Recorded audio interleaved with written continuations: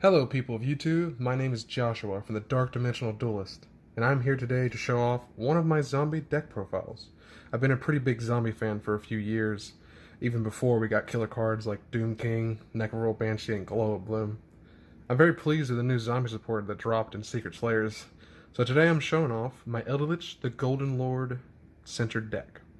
I love the artwork of these cards. They look incredible, and I appreciate that most of them received a gorgeous secret rare printing. If only Doom King could be in the secret rarity.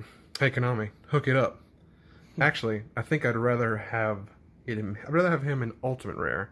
That'd be really nice. But anyway, enough of that. Let's move on to the deck profile. Let's see here. First off, we start off with some beautiful. Let me get these bad boys.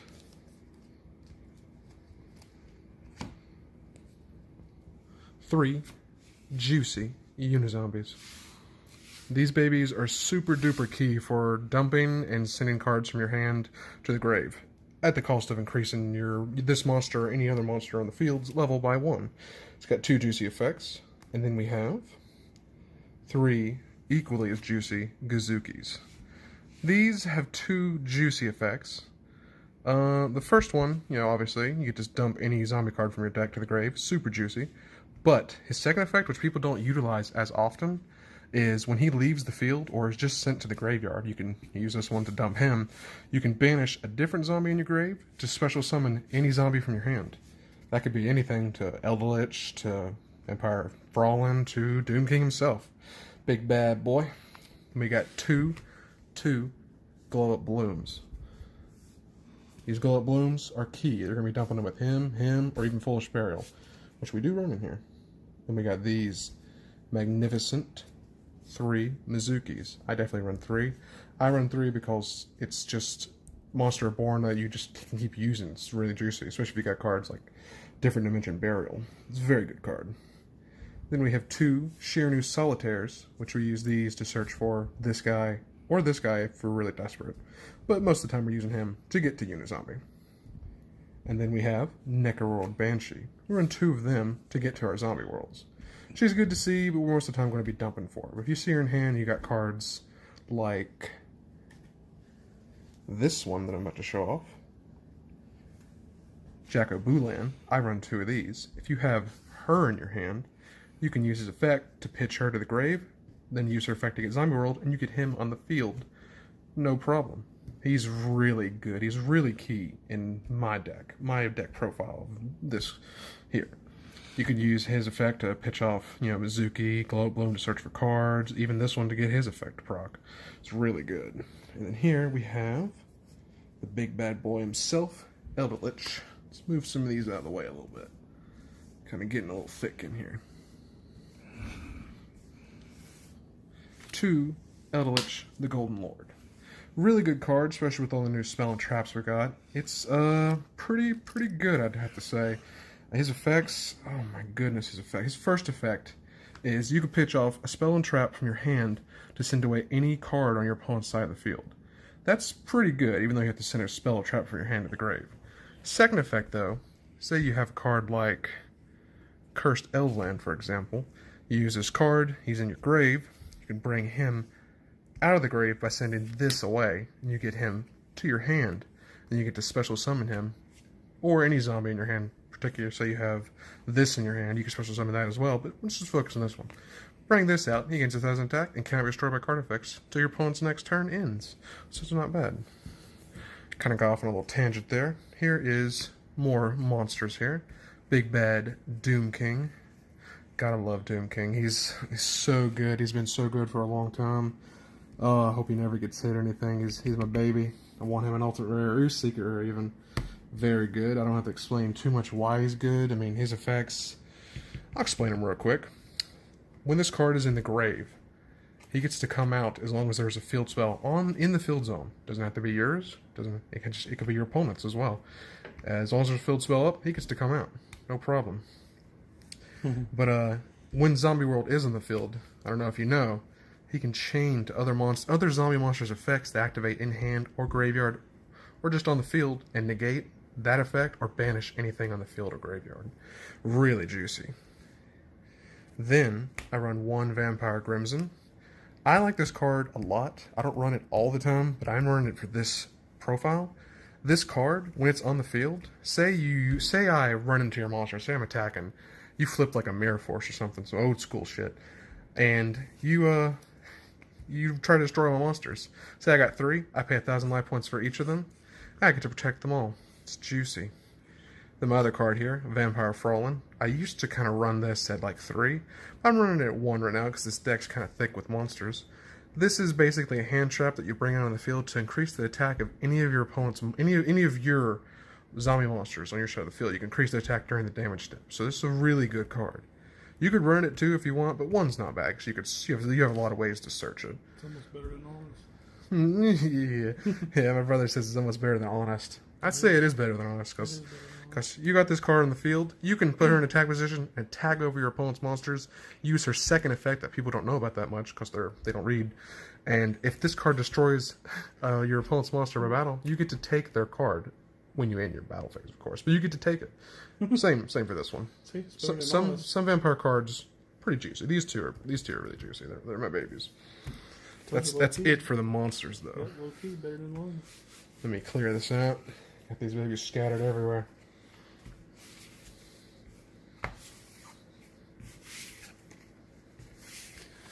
Now let's move on to the spells. Starting off, we have 2 Foolish Barrel Goods. I just recently got these secret rares.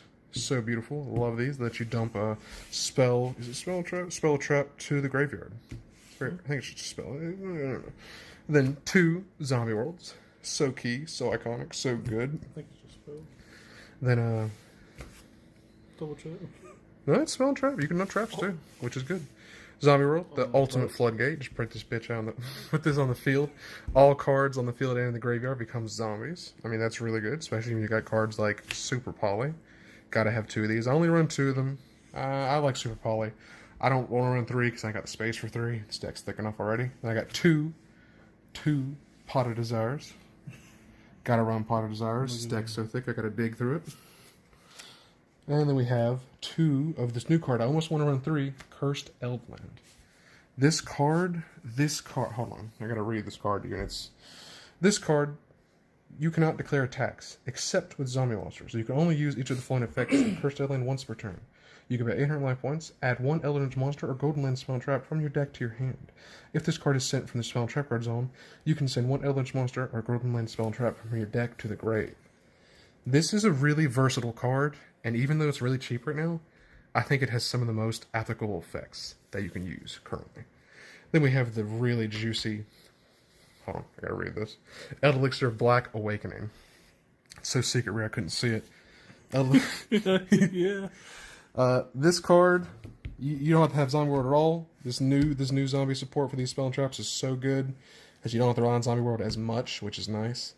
You just play this normal spell. You can special summon any zombie from your deck, unless you have... If you don't have Eldritch on the field, you can special summon any zombie. If you do have Eldritch on the field, you can special summon any other zombie. You can bring out Crimson. You can bring out Doomking. You can bring out Jack. You can bring out all the cards you may need at any given point in time. Get these cards in the field and you're in business. Next, I run 1, surprisingly, Elixir of White Destiny. This is a good card. It's a quick play card. You think you'd run more of them, but honestly, you only get to special summon from Hand of Grave. So I run 1. It's good at 1. It's good at 1. It's good at 1. That's it for this version of the spells. Let's move over a little bit. Then we run 1 day apiece. It's good for, it's good for getting a good draw. You don't have to run it if you don't want the extra draw power, but it's not bad to see. We run an Upstart Goblin, 4 of course, the draw. Into the Void, 4 of course, the draw. And now here we run Foolish Barrel, which should be expected, because you got Glow of Bloom, it's so good to dump that.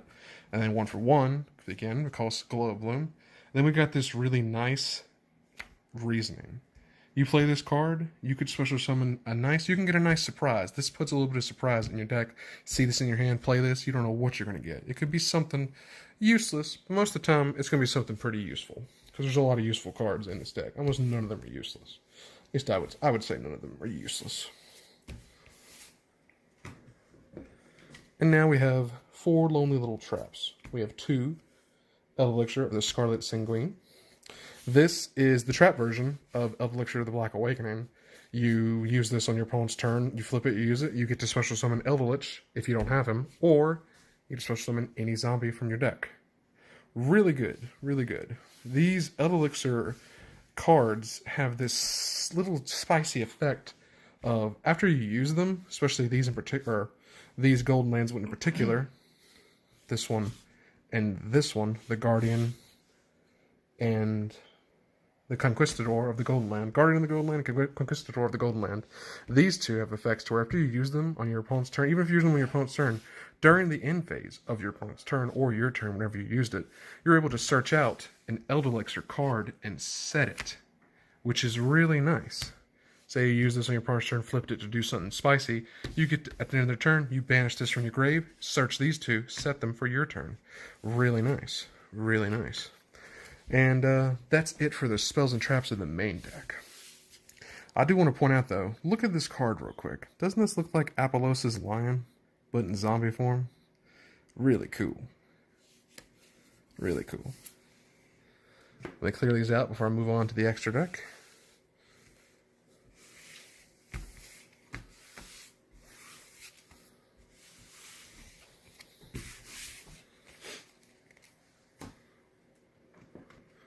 See here.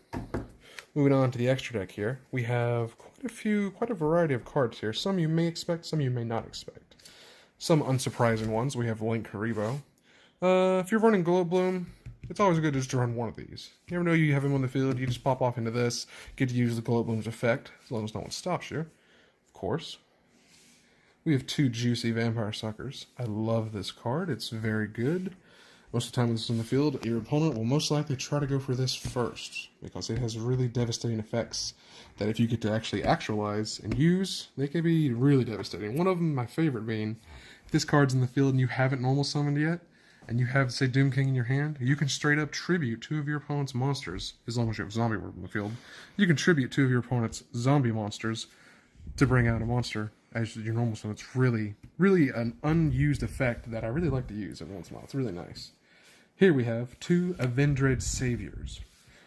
This card, I run 2 of them because I really like it. I find myself linking into this one and then sometimes into this one, so I run 2 of each of these. Avendred Savior is great because he dumps for cost, and when he attacks, you're able to dump a zombie monster from your deck to lower your opponent's monster by 200 points by the level of stars of the monster you dumped. Say I attack into your monster as 3k, and I'm dumping a Doom King with 8 stars, you'd lose 1600 attack points, which would put you underneath my ability to attack over you. And then I have Nightmare Phoenix. He's good for, bring him out, use 2 cards and go into it and pop off one of your opponent's spell and traps. Really good. Nightmare Unicorn for some unsuspecting monsters that could be a potential problem. Actually, this could be anything. Is this monsters or just... I ain't sure. I forget.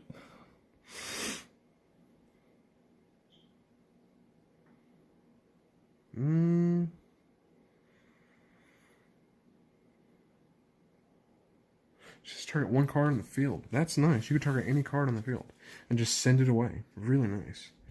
Here we have AP Masquerena. It's good to have this if you want to go into, say, this on your opponent's turn. Apollosa. Nice little segue into Apollosa. Got to go into her. You never know when you need to. And here we have my one lonely little synchro, Red-Ass Zombie Necro Dragon. I can't say enough about this card. I don't play it enough, but it is really, really good.